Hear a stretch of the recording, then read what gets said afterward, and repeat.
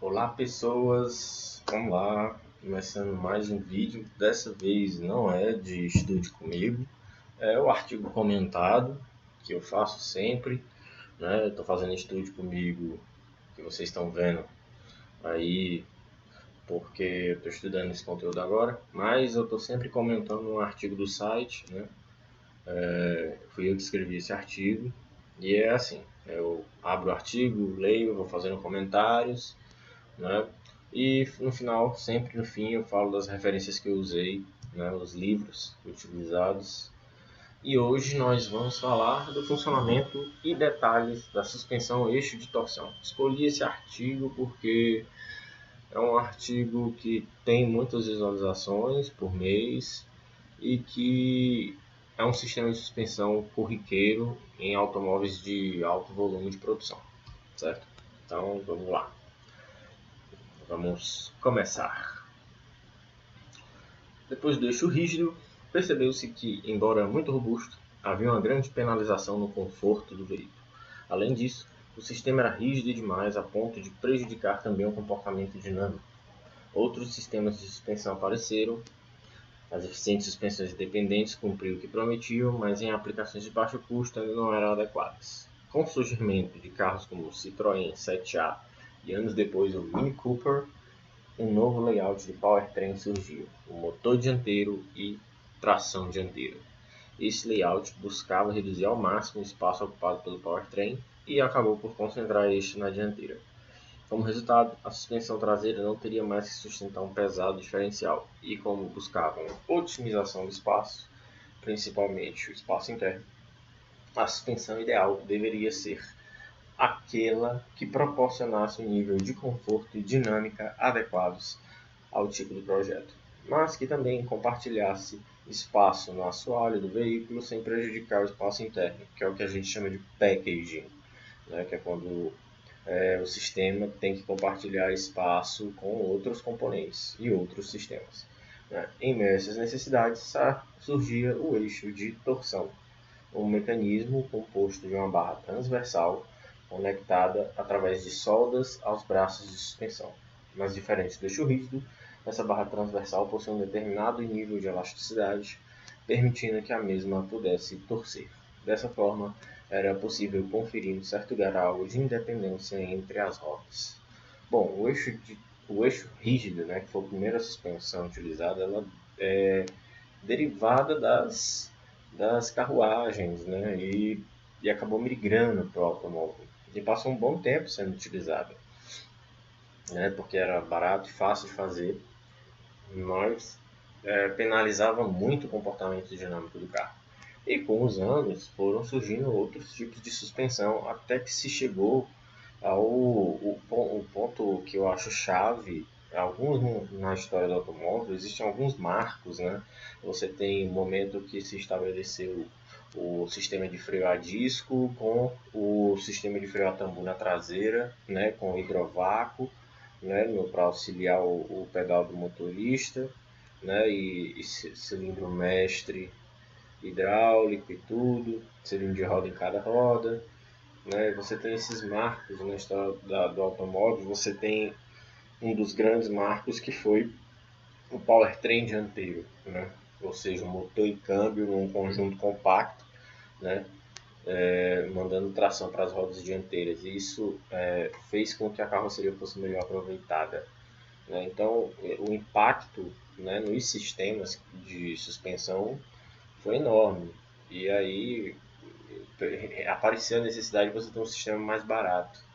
E a gente vai saber por que, que a suspensão eixo de torção, né, ela ainda é tão utilizada, né? Você vê, por exemplo, o novo Golf, né, o Golf mais atual, embora em alguns mercados ele venha com suspensão multilink, ele vem para o Brasil com suspensão eixo de torção, se não me engano. Ele veio com suspensão multilink, mas depois de uns anos, quando passou a ser fabricado aqui, passou a utilizar a suspensão eixo de torção, que é, de uma certa forma, um regresso, né, em termos de comportamento dinâmico, mas em termos de custo-benefício, de manutenção, ela está num patamar muito, muito interessante ainda, né? Então não é uma perda necessariamente, é uma conciliação, eu vejo dessa forma, né? Então ainda é um sistema atual, ainda é um sistema interessante de se estudar. Para vocês terem ideia, esse tipo de suspensão, a vez ou outra, aparece em pesquisa de ruídos de freios, né, por propagar a vibração, né, que ocorre nos freios. Então, esse sistema, vez ou outra, aparece em artigos, em estudos e em testes, né? Então, ou seja, ainda é um sistema que ainda está assim, ainda faz parte da tecnologia automotiva atual. Pode ser que no futuro entre em desuso, mas até agora está se segurando aí, assim como o freio a tambor. Então vamos lá. Primeiro tópico, características, certo? A gente já vê aqui, eu não sei por que ele está assim, por que ele está assim. Agora sim. Uhum. Bom, o sistema de suspensão por eixo de torção foi concebido para equipar veículos com powertrain dianteiro, como eu sugeri, pois as suas maiores virtudes são a simplicidade e a compacticidade. Pois, devido ao fato de ser instalado na traseira, o sistema teve que ser bem sucedido em dividir espaço com tanque, bagageiro e, por vezes, o step. Contudo, não há variações, exceto uma, que a gente vai ver no final do vídeo, no final do artigo, que permitam a utilização de eixos trativos, ou eixos com tração, ou eixos vivos, como na língua inglesa a gente vê, né, que é o live axle, né? Ou seja, será sempre um eixo guiado. O que é um eixo guiado? É aquele eixo que ele é arrastado, né? Ele é puxado, tem algo guiando ele não tem tração, né? Fato que por muitas literaturas é tratado como um ponto negativo ou em desvantagem, embora também um eixo de tração não tenha sido escopo do seu projeto original. Ou seja, a ideia do eixo de torção nunca foi equipar um diferencial, né? Nunca foi ser uma suspensão pensada para veículos com tração nas rodas traseiras. Na verdade, ela foi pensada para equipar carros com tração dianteira, né? O sistema é uma ligação mecânica entre as duas rodas, como a gente pode ver aqui, uma barra transversal que se conecta aos braços de suspensão por meio de soldas. Estes braços possuem um ponto de fixação na carroceria. Nestes encontram-se buchas e rolamentos. Molas e amortecedores são fixados em suportes soldados nos braços de suspensão. Aqui eu coloco uma foto onde tem cada termo. Eu acho até que eu deveria ter colocado na legenda da foto a tradução, né? Falha minha, né? Temos que reconhecer isso, né? Então eu vou traduzir aqui cada termo, certo? Eu tenho aqui o Routable Supporting, aqui é o alojamento das buchas e é também, né, o suporte que confere articulação à suspensão. Certo? Eu tenho o trailing arm. Trailing arm, se eu for traduzir ao pé da letra, é braço arrastado. Braço arrastado, inclusive, é um tipo de suspensão e que vai ter vídeo aqui posteriormente. Né? Mas por que ele é chamado isso? Porque simplesmente ele está numa posição, né? Essa posição que a gente vê é a forma com que ele é montado no veículo. Né? As rodas estão montadas aqui, certo? O cubo de roda está montado aqui, com freio e tudo, e a roda vem e encaixa no cubo aqui, certo? Então o veículo vai se deslocar nesse sentido, né?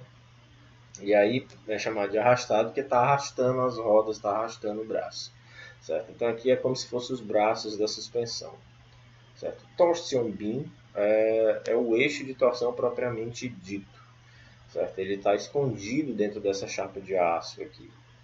Aí eu tenho reinforcing part, né? O que é isso aqui? É uma junção do braço de suspensão com o eixo de torção. Né? Ele vai se unir aqui para transferir as forças, né, que a roda sofre e tudo para essa região que é aqui onde a suspensão acontece. Spring seat, aqui é o alojamento da mola. Flange port, aqui é onde é montado o cubo de roda, né, nesse flange. certo? E o buffer seat, aqui, o buffer, provavelmente aqui é onde é montado o amortecedor. Então, tem essa foto aqui também, que é muito interessante, que a gente pode ver tem uma visão geral do sistema, né? Curiosamente, né, ela veio para ser uma melhoria ao sistema eixo de torção ou eixo rígido, mas ela ainda é uma suspensão assim que conecta as duas rodas. Então há um grau de dependência entre as rodas. O fato do eixo ser elástico, né, entre aspas, né, por o eixo permitir uma distorção, né, dá a essa suspensão o caráter, um certo grau de independência entre as rodas, mas muito controlado, certo? Então essa é uma das características desse sistema. Por estar também conectado às rodas, ainda confere aqui uma dependência, uma transferência de carga, né, indesejada, vibrações, né, e isso tudo no fim acaba penalizando dinamicamente o veículo, mas como eu falei, tem outras vantagens como baixo custo de manutenção, né, facilidade também da manutenção, rapidez, né, baixo número de peças e de buchas. Eu tenho também o fato de ser um componente muito durável, uma suspensão muito resistente, certo? Até mesmo para o tipo de proposta do veículo, ela acaba sendo bem mais resistente do que o necessário, né? Ela também ela é muito compacta, né? Ocupa muito pouco espaço, né? Então é um sistema que tem o seu espaço na tecnologia automobilística por conta dessas características. Vamos ver aqui os 3 últimos parágrafos. Mesmo fisicamente parecido com o eixo rígido, suspensões de torção possuem uma massa não suspensa consideravelmente menor. Olha, só pontuando aqui, massa não suspensa. O que é massa não suspensa? Tudo que está conectado à roda. Entenda que as rodas estão tocando no chão, certo? E existem elos que unem as rodas até a carroceria. A maioria desses elos, né, eles são considerados massa não suspensa. E quais seriam eles? O cubo de roda, o sistema de freio inteiro, quase todos os componentes da suspensão, quase todos os braços. Então, isso aqui também foi uma vantagem da suspensão. Ela reduziu a massa não suspensa. Anderson, como é que eu posso identificar a massa não suspensa de um carro? Bom, medir essa massa é meio complicado, né? Só vai em oficina retirando as peças, medindo a carroceria e por aí vai. Então ninguém vai fazer isso assim de graça, né? Mas existe uma forma de você identificar isso. Quando você levanta o carro no elevador, tudo que cai, não necessariamente no chão, mas quando você sobe as rodas descem, tudo que desce junto com as rodas é massa não suspensa. Certo? Mas o uso extensivo de soldas, continuando aqui o parágrafo, torna o sistema limitado à tensão máxima que esses pontos de soldas podem suportar, ou seja, a carga sobre o eixo é limitada à capacidade que as soldas possuem de aguentar as forças que fluem na suspensão. Esse pode ser um dos motivos pelo uso desse sistema de suspensão em veículos utilitários sem vocação off-road. O sistema se comporta de forma semelhante ao eixo rígido, porém, a deformação da barra permite a absorção de parte das forças dos impactos sofridos pela roda, principalmente se forem em apenas uma roda, ou seja, a barra transversal funciona também como uma barra estabilizadora. Entretanto, em situações intensas de forças laterais, mesmo com a torção da barra transversal, ocorrem deformações nos braços de suspensão. Como consequência disso, o posicionamento da roda sobre carga sofre alterações que em curvas apresentam o fenômeno de sobreesterço devido às forças laterais, ou o self-steer. Apesar dos contras, o sistema, na maior parte do seu funcionamento, proporciona bom posicionamento das rodas, com mínimo de variação de cambagem, convergência, divergência e distância entre eixos. Bom, foi mais ou menos o que eu tinha, aquele comentário que eu tinha feito, mas com alguns acréscimos que é importante também pontuar, né? Ela tem esse problema entre aspas, né? Ela tem essa limitação, é uma característica desse tipo de sistema, né? Que é as soldas, né? Ela acaba limitada pela capacidade das soldas de aguentar tensão, né? A tensão sofrida ali. E essas deformações do braço são características do tipo de material usado, do tipo de processo de fabricação, geralmente são chapas, né? E quando esse material se distorce um pouco, ele acaba alterando a posição da roda na pista, principalmente em curvas. E isso afeta o veículo dinamicamente falando. Mas, no geral, o sistema entrega um nível mais do que adequado de desempenho, manutenção, né, e o nível de packing dele. Então, acredito que aqui já deu para conhecer as características desse sistema. Vamos para os componentes.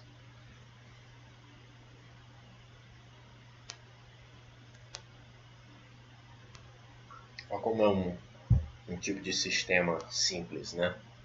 4 componentes para se falar: braço de suspensão, né, a barra transversal, que geralmente está escondida dentro da chapa, né, do que a gente chama de crossbeam, e buchas, molas e amortecedores, né? Ou seja, é um sistema bem básico, não tem muito o que dizer dele em termos de componentes, né? Mas tem alguns detalhes a serem pontuados aqui. Vamos para os braços, vamos começar pelos braços, na ordem que está aqui. São fabricados em chapas de aço estampadas e soldadas ou tubos de aço. E sim, existem alguns sistemas que são feitos por tubos. Independente disso, os braços se conectam à barra por meio de soldas, alojam buchas, amortecedores, molas, possuem um desenho muito semelhante ao sistema de suspensão braço arrastado e semi-arrastado.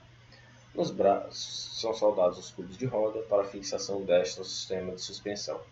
Acontece de ser soldado também os cubos, mas também pode ser que o cubo seja parafusado na suspensão, né? Também tem muito sistema assim. Eu acredito hoje que nem seja mais soldado, eu acredito que seja no parafuso, mas ainda tem. Então, isso pode depender de marca para marca de veículo, né? As molas são alojadas nos pratos, estão soldados nos braços e os amortecedores aparafusados no braço e num suporte na carroceria. A função dos braços de suspensão é conectar o cubo à suspensão, certo? Para que esta controle os movimentos verticais da roda. Ou seja, o braço está ali para conectar a roda à suspensão e fazer aquele braço de alavanca na suspensão, né? Agem controlando os movimentos das forças verticais, que geram rotações em torno do eixo transversal da suspensão, né? No caso, o eixo das buchas. Ou não, dependendo do... Inclusive é até bom pontuar isso, a gente vai ver mais na frente, que algumas configurações tem um eixozinho especial para o braço girar em torno dele, certo? Barra transversal. Olha aqui essa foto da barra, né? Muito boa. Eu acho que essa foto é do Chassis Handbook. Só pontuando, o braço é esse componente todo aqui, certo? Todo esse componente aqui. Veja que já é uma configuração diferente do que a gente viu nessa foto aqui. E também diferente dessa. Veja que aqui a gente já tem tubos, né? Algo muito parecido com tubos, né? Então varia de sistema para sistema. Então tá, falamos dos braços, vamos à barra transversal. O que a barra transversal faz? Bom, concede a conexão entre os braços, permite com sua própria distorção, né, sua própria deformação, concede um grau de amortecimento, absorção dos momentos gerados devido às forças na roda, as forças verticais, né? É o componente mais importante. A barra transversal confere ao sistema suas características peculiares. É também chamada de barra de torção, pois é o elemento torsor do sistema. É ela quem se torce, né? Embora os outros componentes também venham a se deformar, certo? É posicionada entre os dois braços de suspensão e soldadas a estes. Dessa forma, ela realiza a conexão da mecânica das rodas e, por conta disso, o movimento de uma das rodas é refletido na outra até certo ponto, ou a partir de certo ponto, né? Sua fabricação é feita com chapas e uma barra de torção em aço por dentro das chapas. A gente não chega a ver essa barra, né? A barra geralmente vai dentro da chapa, está soldada ali dentro, né? De forma que quando a chapa vai se distorcer, acaba acionando a barra, né? E essas chapas podem ter formato, a seção transversal dessa chapa pode ser em formato em V ou em U, né? Características que definem as propriedades elásticas da barra transversal. Além desses formatos, também se utilizam barras com seção transversal de formato tubular, porém apenas na região central da barra. O objetivo é reduzir a rigidez torsional do eixo, visando reduzir a tensão sobre as soldas e assim prover uma vida útil adequada à suspensão. A função da barra é controlar as forças geradas devido às cargas laterais e verticais sobre a roda, né, agindo como uma barra estabilizadora. Então, são desenvolvidas para prover um nível de rigidez torsional adequado, ou seja, com o máximo de resistência a essas cargas laterais, né, mas permitindo determinado nível de torção. Isso proporciona às rodas um comportamento relativamente independente. Caso contrário, seria apenas um eixo rígido comum. Aqui a gente vê algumas coisas interessantes. Deixa eu dar um zoom nessa foto aqui. Aqui 100%. Aqui ele está vendo diretamente o cross member, né, que é a barra, né? Aqui, se eu não me engano, é tensão de ruptura, 680 megapascal, certo? Creio que aqui seja a tensão máxima suportada, 800 megapascal, certo? E aí a gente tem isso nessa região aqui, né? Próxima aos braços. Aqui na seção central, né? A gente já tem uma variação aqui até de material, né? Isso aqui é alguma nomenclatura de material, e aqui eu tenho um diâmetro maior, né? Provavelmente para se opor mais, né? Mas de uma certa forma a tensão de ruptura, eu creio que isso aqui seja yield strength, a tensão de ruptura diminuiu um pouco, e a tensão máxima, acredito que seja ultimate tensile strength, diminuiu para 1590. Eu creio aqui que essa seção seja mais tenda a ser mais suave, né, para o sistema. Creio que essa seção tende a ser mais rígida, né, ter mais área. Interessante, muito interessante. Está conferindo aqui que a imagem diz, é que a gente está conferindo aqui um grau de distorção, né, de deformação variável, né, de acordo com o segmento da barra. Então, observações feitas, vamos para buchas e enrolamentos. Bom, eu já falei de buchas e rolamentos nos outros vídeos de suspensão, ou seja, todo vídeo de suspensão vai falar de bucha e rolamento, e é sempre a mesma coisa, não tem muito o que dizer. Rolamento é o que provém a articulação da suspensão sem resultar em pontos fracos para a suspensão, né? Uma articulação é um ponto fraco, né? Dependendo de como é essa articulação, essa é uma articulação rígida. Ela é um ponto fraco se a máquina tiver vibrações, e tudo que o automóvel faz é vibrar, né? E eu preciso, não posso propagar essas vibrações, né? E sem falar do atrito que essa articulação teria se fosse uma articulação rígida, metálica, né? Então, elas são feitas dessa bucha metaloplástica, onde eu tenho borracha nessa região aqui. Essa borracha pode cobrir, preencher todo o diâmetro do, da bucha, como ela também pode preencher alguns pontos da bucha. Isso significa o quê? Significa que essa bucha está querendo limitar determinados níveis de carga, certo? Quando é toda, ela está querendo controlar todo tipo de carga que está passando por ali. Quando ela tem alguns pontos sem borracha, né, alternando pontos com borracha e sem borracha, geralmente são casos em que as buchas querem controlar determinados movimentos. Mas eu creio não ser o caso nesse tipo de suspensão, uma vez que é uma suspensão simples, ela precisa de uma bucha simples. Né? Às vezes buchas simples são buchas onde você tem borracha por todo o componente. Né? Buchas onde você tem variações, né? Uma seção com borracha, outra sem, elas são buchas mais difíceis de se fabricar e difíceis de projetar também. São componentes que garantem articulações suaves e longevas. Para aplicação no eixo de torção, apenas duas buchas são utilizadas e se localizam na extremidade dos braços de suspensão. A bucha é uma estrutura metálica preenchida com borracha, para que se tenha a absorção da vibração pela borracha e a rigidez do metal. Algumas aplicações utilizam rolamentos em sua estrutura para maior rigidez e menor atrito. Só algumas aplicações.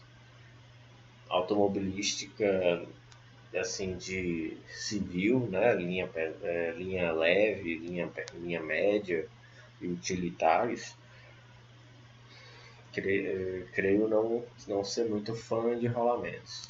A função das buchas, além da redução de atrito e atenuação de vibrações, é lidar com as forças que agem naquele ponto, com os momentos também, gerados pelas forças que acionam a roda. Né? As forças laterais produzem movimentos nos braços de suspensão, mas acabam sendo absorvidas pela bucha. Mas quando a carga lateral é muito intensa, as buchas se deformam. Os braços acabam cedendo ao momento e também deformam, alterando a posição da roda. Essa alteração é causadora do self-steering, que provoca o sobreesteço do veículo em curvas. Por que isso é chamado de self-steering? Porque quando a bucha se deforma e o braço também se distorce um pouco, a roda dá uma leve esterçada, ou seja, como se eu tivesse uma roda traseira esterçando, como se tivesse uma roda traseira com um sistema de direção traseiro. Não sei se você sabe, mas alguns carros existem eixo traseiro direcional, que é um eixo especial, né? Na verdade não é nada especial, ele substitui um dos braços de suspensão por um braço controlado, né? Geralmente um atuador elétrico, né? Ele dá um certo grau de esterço à roda traseira, é um grau muito pequeno, coisa de 2 graus, só para dar um momento, uma guinada a mais no veículo, dependendo do que se quer, da aplicação desse veículo. Né? E isso aqui é como se fosse um eixo direcional, assim, digamos, indesejado. Para evitar este efeito, buchas especiais são utilizadas. Estas possuem formato cônico, que quando estão sob carga, o sentido de deslocamento da deformação da bucha é invertido. O efeito do self-steer não deixa de ocorrer, mas é o efeito na dirigibilidade que se inverte. O veículo passa a apresentar um comportamento subestersante. O que é que a bucha faz? Ela, embora ela se deforma agora para promover um leve deslocamento da roda, que faça o veículo ter um comportamento mais subestersante, ou seja, saindo de frente. Agora vamos aguardar o avião.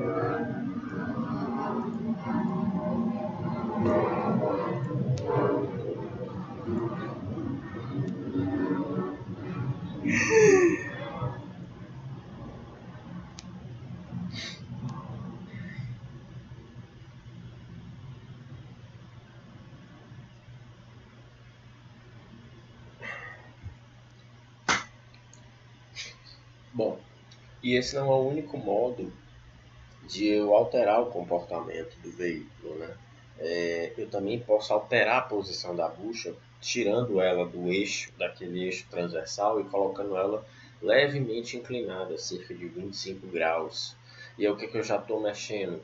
Eu estou mexendo no alinhamento da roda quando ela está sobre carga, né? Ou seja, eu estou reduzindo essa variação da convergência e da divergência da roda quando ela está sobre carga.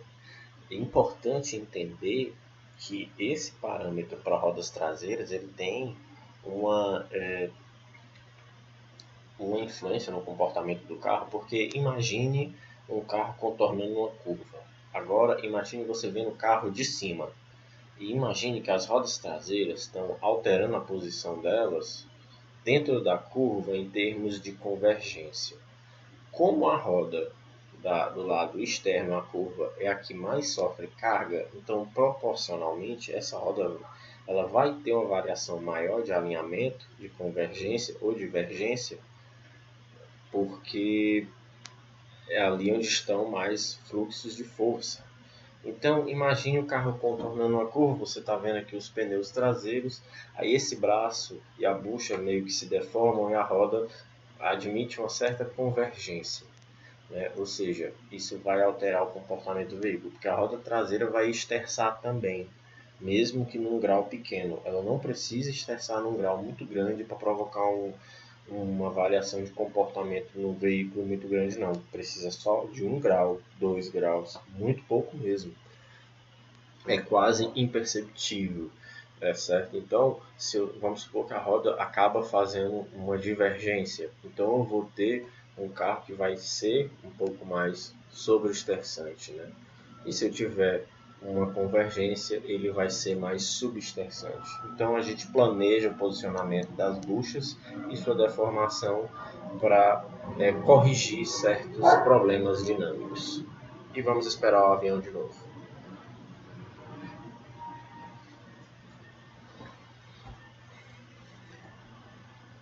Bom, então, terminando aqui a parte de braços, né, ou de buchas, só uma observação.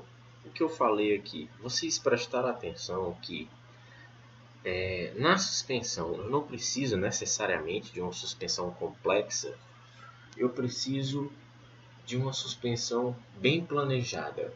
Eu preciso de componentes montados em posições determinantes, certo? Ou seja, a geometria da suspensão, né, o design dessas peças, ele não é à toa.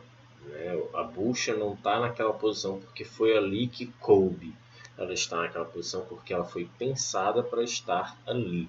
Se ela está inclinada em relação ao eixo transversal da suspensão, vou tentar dar um exemplo aqui.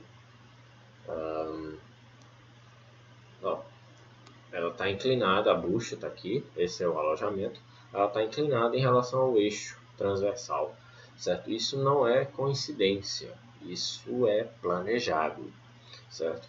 Então, percebeu aí que pequenos detalhes podem alterar para mais ou para menos o comportamento dinâmico do veículo, ou seja, talvez uma alteração significativa no comportamento do veículo seja feita só alterando a geometria de uma suspensão, sem ter que mexer pesadamente em mola, em amortecedores, que são componentes um pouco mais caros. Né? Fica aí a reflexão. Vamos agora molas e amortecedores. Bom, eu já fiz vídeos desses componentes, vou deixar aqui no card, né, ou na descrição do vídeo. Né, mas é só um comentário, são componentes de amortecimento, os componentes elásticos da suspensão, né, em nada diferem de molas e amortecedores utilizados em outros sistemas, certo? Nesta aplicação, ambos são alocados em estruturas soldadas nos braços de suspensão. A gente já comentou isso naquela imagem que a gente viu anteriormente.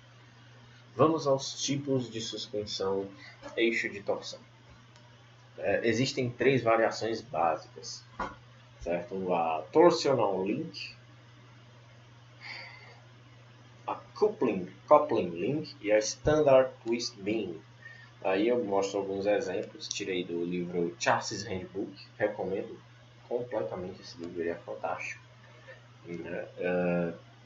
Ele mostra alguns exemplos de suspensão eixo de torção e mostra a variação desses eixos. Né? Eu peguei esses três, são as mais conhecidas, assim, e eu não creio ter outros tipos, eu vou pontuar alguns detalhes acerca deles. Então vamos começar pela torsion, que foi vista aqui no Audi 80 em 1972. Nesta variação, a sua característica é a barra transversal estar muito próxima do centro da roda. Se assemelha bastante a eixo rígido, bem como se comporta de forma muito próxima, pois a posição da barra transversal favorece menos a torção desta.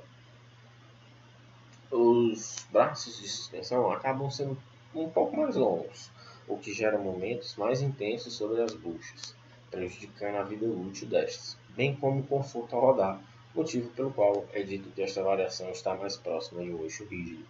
Esta variação equipa veículos de baixo custo que apareceu no modelo 100 da Audi, o Audi 100, em 1969. Viu aí, ó? Vamos reparar num detalhe aqui, ó. Perceba, ó, o eixo transversal está bem próximo do centro da roda, certo? E aqui, ó, eles já deslocaram o eixo transversal para longe do centro da roda. Aqui também, ou seja, nada é por acaso. Nada é por acaso. Tudo é o aprendizado da indústria automobilística, da tecnologia automobilística no tempo. Né? Você vê, ó, isso aqui em 72. Cerca de 23 anos depois, o sistema já estava um pouquinho diferente. Sistema coupling. Uma bela foto, a gente repara aqui, ó, posicionamento da barra transversal já bem distante. O que eu posso dizer disso? Bom, eu posso dizer que eu vou ter um momento aqui devido ao braço e eu vou ter um momento no próprio eixo aqui, né, de torção, quando eu tiver variação de carga entre as rodas. Né? Muito interessante esse tipo aqui de suspensão. Ou seja, ela vai estar fixa na carroceria por esses parafusos, certo? Aqui está o braço que conecta os dois, o crossbeam, né? A barra transversal que conecta os dois braços de suspensão. Né? Quando as cargas são iguais, eles sobem juntos. Quando não, né, vai gerar torção aqui na barra transversal. Se a variação torsion lembrava muito o eixo rígido, a configuração agora essa daqui, a configuração da barra transversal está posicionada um pouco à frente do eixo das rodas. Como a gente vê aqui, suspensão, eixo de torção tipo coupling. Essa posição contribui para a dinâmica da suspensão. O eixo não permite um fluxo de forças tão intenso às buchas, certo? E as buchas são menos solicitadas. Por quê? Por que ele não permite isso? Porque o eixo de torção não está mais aqui. Quando eu trago o eixo de torção para cá, eu estou também criando uma conexão rígida aqui, certo? Então eu estou criando um momento aqui também e eu reduzo os momentos gerados aqui. Então aqui trabalha menos porque tem essa seção trabalhando também, certo? Mais ou menos isso que acontece. Certo? As rodas são menos expostas a essa conexão, né? E possuem um pouco mais de independência, sendo o motivo pelo qual esse sistema possui melhor compromisso com o conforto. Standard Twist Beam. Eita, o que a gente pode ver de diferente aqui? Né? Algumas coisas interessantes. Neste arranjo, a barra transversal é posicionada ainda mais à frente do eixo das rodas, aproximando-se bastante dos dois pontos de ancoragem da suspensão. Perceba que ela está bem mais próxima agora. Ó, aqui tem uma certa distância, agora ela está bem mais próxima de onde as buchas são fixadas, que é o que a gente vê aqui também na foto. Ó. Aqui na foto ele mostra quase em cima do eixo, não está, mas é basicamente o que a foto quer mostrar.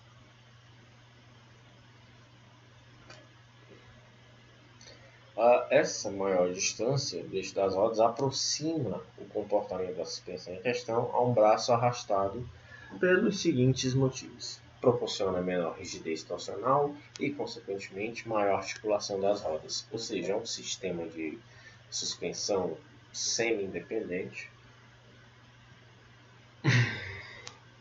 que dá mais liberdade às rodas. Não é à toa que, se a gente vê naquela foto lá em cima dos 3 exemplos, ela foi utilizada no Audi A4. A maior articulação proporciona menor rigidez torsional, maior articulação das rodas e o formato e ponto de ancoragem dos braços de suspensão são semelhantes aos da suspensão braço arrastado, que um dia eu vou trazer no vídeo aqui e vocês vão ver. Mas quando não, você pode entrar no site e olhar o artigo de braço arrastado. Contudo, o distanciamento da barra transversal do eixo das rodas reduz bastante a conexão mecânica entre elas. Perde-se um pouco do controle da torção na barra transversal. Assim, os braços de suspensão e buchas estão sujeitos a maiores níveis de deformações e maior incidência de self-steer. De fato, os braços vão estar mais expostos às forças mesmo, porque nas configurações anteriores você vê que o braço invadia até um pouco a região da barra transversal, né? Ele era soldado um pouco ali, então isso dava um pouco mais de rigidez a eles. Aqui não.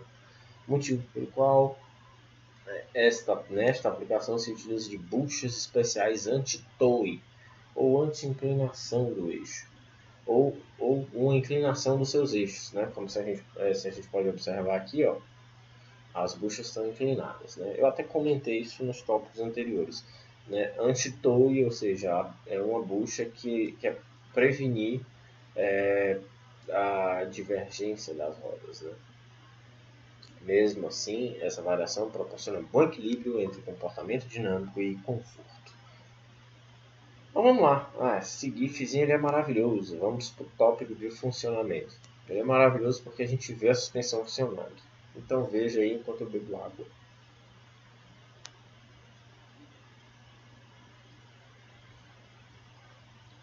Viu aí? A parte vermelha, ela está simulando o chassi, certo? Essa outra extremidade aqui é onde é montado o cubo de roda, certo? Então vamos ver o que eu escrevi aqui. Quando o veículo está se deslocando em linha reta e passa por obstáculos que atingem as duas rodas, a reação será da seguinte forma. A excitação causada faz as rodas se deslocarem para cima em um deslocamento vertical. Preciso melhorar isso aqui. Como o movimento foi simultâneo, não há torção na barra transversal. As rodas sobem, acionando os braços de suspensão. Estes tendem a girar em torno do eixo que conecta o centro das buchas, sendo então um movimento rotacional em torno do eixo das buchas. Olha só. As rodas sobem acionando os braços. Está aqui os braços, certo? E estes tendem a girar em torno do eixo que conecta o centro das buchas, ou seja, tende a girar em torno desse eixo aqui. Quando eu tenho essa configuração aqui inclinada, ele vai girar em torno de outro eixo e eu vou mostrar mais na frente. Neste caso, o movimento do eixo de torção está mais próximo do eixo rígido, ou seja, sem alteração do alinhamento das rodas durante todo o movimento. O controle do movimento é realizado por molas e amortecedores. Aí aqui eu tenho mais um desenhozinho, mais um exemplo, né, do eixo funcionando. Aqui é numa aceleração, ou seja, quando a suspensão da frente ergue porque o carro está acelerando. E em frenagem, quando eu tenho aquele movimento de pitch, que é o mergulho. A situação descrita acima ocorre da mesma forma quando aceleramos o veículo, e mais carga é jogada sobre as rodas traseiras, e de forma inversa em frenagens, na situação nas quais enfrentam superfícies desniveladas ou são expostas a cargas laterais, curvas. né, ocorre o deslocamento assimétrico das rodas, ou seja, uma se desloca mais do que a outra. Por que isso ocorre? Por causa da transferência de carga. A roda do lado externo à curva vai ter menos carga, a roda do lado interno à curva vai ter mais carga sobre ela. Então, a reação da suspensão é diferente. Como não há simetria nesse deslocamento, a barra transversal não irá se deslocar perfeitamente reta. Então, ocorre sua torção. Essa torção confere às rodas um certo grau de independência em seu movimento. Agora eu vou falar daquele eixo das buchas. Está aqui o eixo da bucha, certo? Quando eu tenho uma configuração em que aqui o eixo da bucha também, visto com a suspensão toda, aqui o cara fez um corte, né, um plano de corte, né? Quando eu tenho esse eixo aqui, certo? As buchas inclinadas, a barra não vai mais girar em torno desse eixo A pontilhado aqui, é lá do A até B. Ela vai girar em torno desse eixo aqui, ó, inclinado. Isso por quê? Porque eu quero que a roda não tenha um comportamento que prejudique, uma variação de posição que prejudique o comportamento do veículo, certo? Então essa é mais uma saída para a gente evitar aquela variação de convergência ou de divergência em curva, ou limitar isso, ou pelo menos ter essa variação de uma forma que dê ao carro um comportamento previsível, né? Então aí a gente usa desse artifício aqui, quando não a bucha anti-torre. Então faço um breve comentário aqui. Entretanto, o movimento dos braços de suspensão não ocorrerá em torno do eixo das buchas, como em um deslocamento assimétrico, e sim em torno do eixo que liga o centro da bucha até o ponto de cisalhamento da barra transversal. Anderson, o que é ponto de cisalhamento? É o ponto onde eu tenho forças que estão cisalhando a barra, certo? A maioria dessas forças, que é o ponto C, né? Basicamente esse ponto aqui, certo? É um ponto onde eu tenho forças que estão no sentido de cortar a barra, certo? No sentido do eixo transversal dela, ela tende a fazer isso. Isso aqui é cisalhamento, certo? Ela tende a cortar a barra. Ela tende a pegar, tá aqui a barra, né? Imagina a barra aqui. Aí nessa seçãozinha ela vai cisalhar, ela vai fazer isso, né? Então é nesse ponto aqui, certo? E esse eixo é o ponto de cisalhamento. E o ponto de cisalhamento são imaginários. O ponto de cisalhamento é definido no estudo das propriedades do cisalhamento, momento fletor e torçor da barra transversal. Percebe-se que o movimento da roda não ocorre mais em torno do eixo reto da suspensão, mas de um eixo inclinado. Além disso, né, contabilizando o fato das forças laterais sobre as rodas provocarem momentos nos braços de suspensão, os braços acabam sofrendo uma pequena deformação, como eu já citei antes. Essa deformação altera o alinhamento da roda na pista, provocando uma reação no comportamento dinâmico. Em termos gerais, essa reação é um comportamento sobreextersante do veículo em curvas ou desvios. Contudo, já existem formas de alterar esse comportamento para subextersante, que eu também já comentei anteriormente.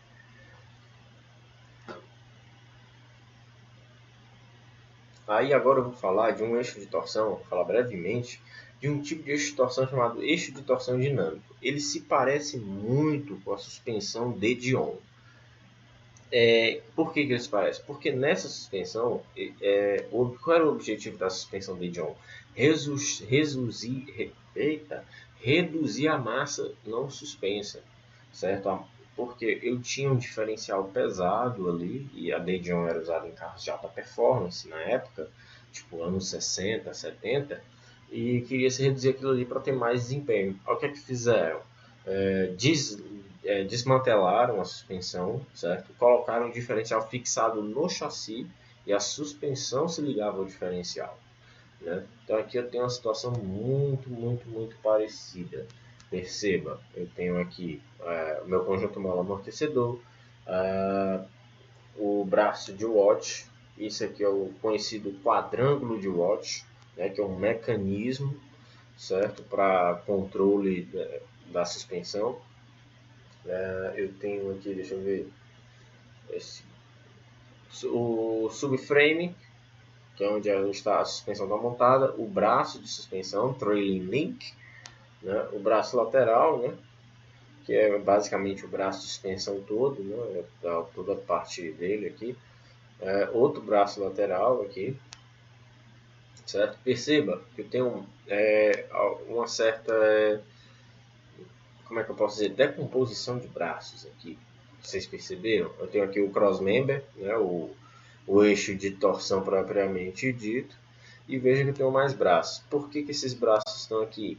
Eles estão aqui para controlar a convergência, certo? Estão aqui para isso. E eu tenho um quadrângulo de Watt. A empresa de engenharia Magna Steyr apresentava em 2001 uma avaliação do sistema do eixo de torção, chamado de eixo de torção dinâmico, Magna Steyr Dynamic Twist Beam Rear Axle. Foi desenvolvido buscando substituir a utilização do eixo rígido, oferecendo as vantagens do eixo rígido, porém com melhor comportamento dinâmico da suspensão, eixo de torção e principalmente a melhor instalação no veículo.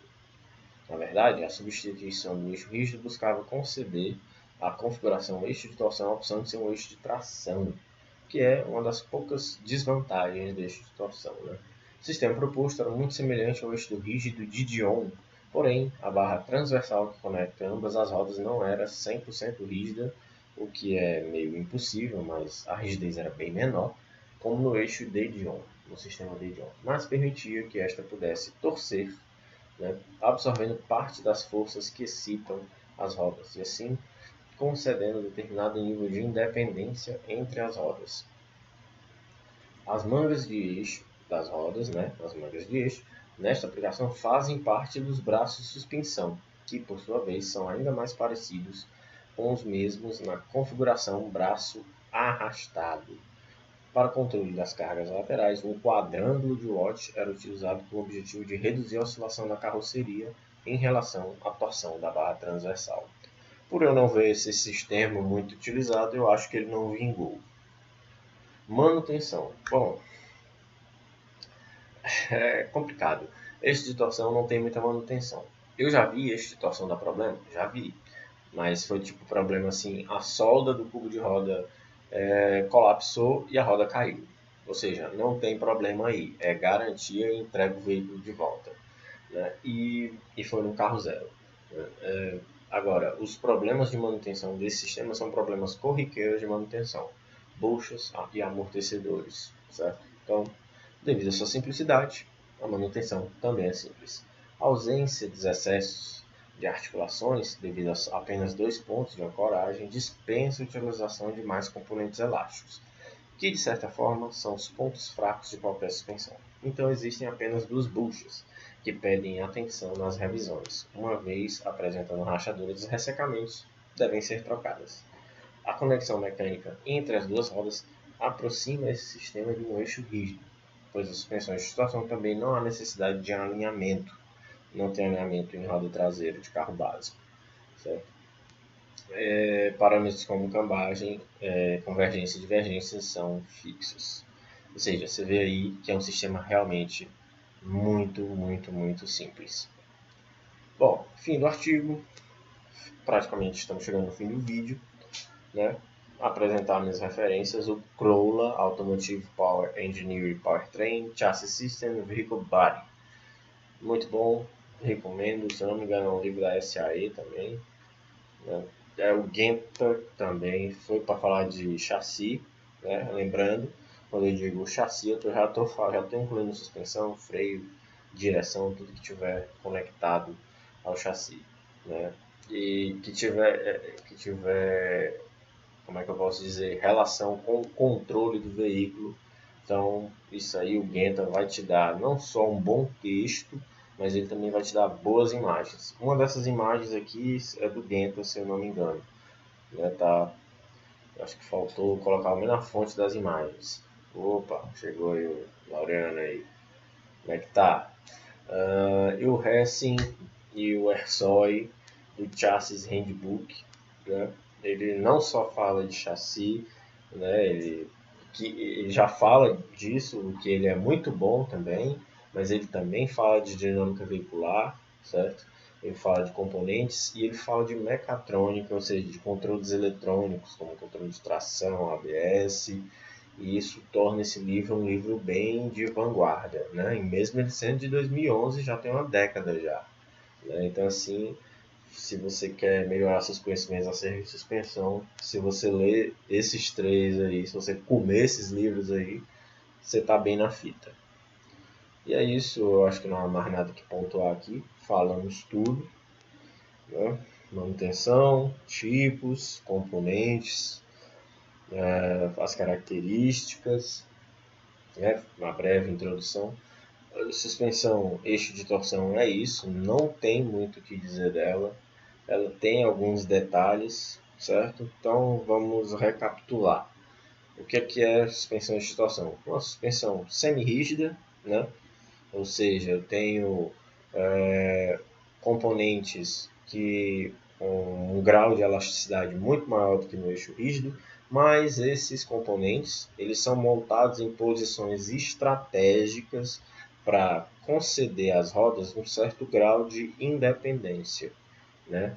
Elas também têm o objetivo de serem compactas para montagem na carroceria monobloco, no chassi monobloco, pois vai compartilhar espaço com outros componentes, né? E também ela tem o caráter de simplicidade, né, para redução de custos em manutenção, pois vai equipar veículos de alta produção, certo? Então é isso, eixo de torção e acabou esse vídeo. Tchau.